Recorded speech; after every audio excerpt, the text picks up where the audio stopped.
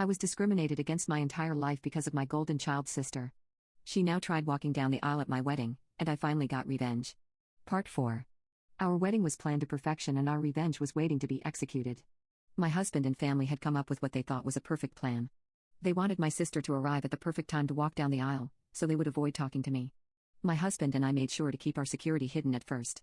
As the guests and my parents arrived, all they could see was a woman with a list of names to check. Only after my parents arrived and sat down did we bring out security. We told him to not allow anyone my sister in and even agreed to pay a handsome tip if he didn't reveal we told him that. A few minutes later my parents got a text message from my sister which said that my sister was 5 minutes away. My dad stood up and made some gestures with his head, and soon enough my bridesmaids were following him. After they all went down and took their places, my dad stood up at the entrance, as if waiting for me. A friend of mine in on the plan texted me and told me to get ready. As soon as my dad took his position, the bridal song started playing, the doors opened and I walked in. My dad looked shocked when he realized that it was me instead of her golden child. He tried looking at the venue entrance to spot my sister, but she was nowhere to be seen. At this point, he was supposed to walk me down the aisle, but he didn't. He got a phone call from someone and made it as an excuse to leave and mumbled something came up. There were gasps and confusion all around. The friend in on it loudly asked what happened. I lied and in a teary voice said he told me it wasn't supposed to be me there. The friend then loudly went, "What did he mean by it shouldn't be you?" So that as many people as possible could hear and spread it. My husband's dad quickly ran over and took my arm. I walked down the aisle to whispers as people discussed what happened.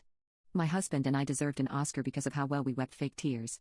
My parents never came back and they missed my marriage. No one dared to tell me what was happening, but someone told me.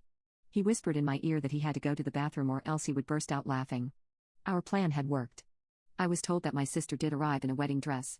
The security refused to let her in until my dad went there and tried threatening him with police, claiming he never heard of him.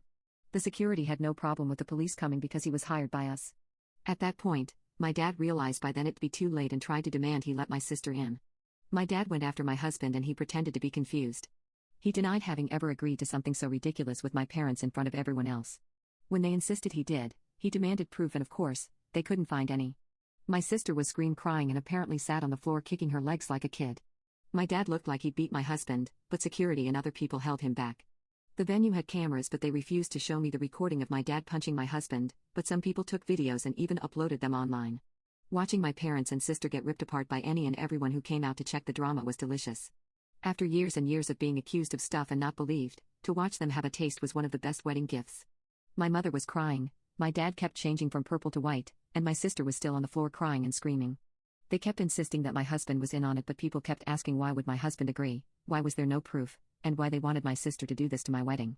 They were told to leave and had no choice but to do so. My dad apparently had to drag my sister up as she refused to leave the ground. Their taxi arrived and before my dad got in, he said, "You guys are going to pay me back every penny." We were glad that he was gone and all of us went back to enjoying our marriage.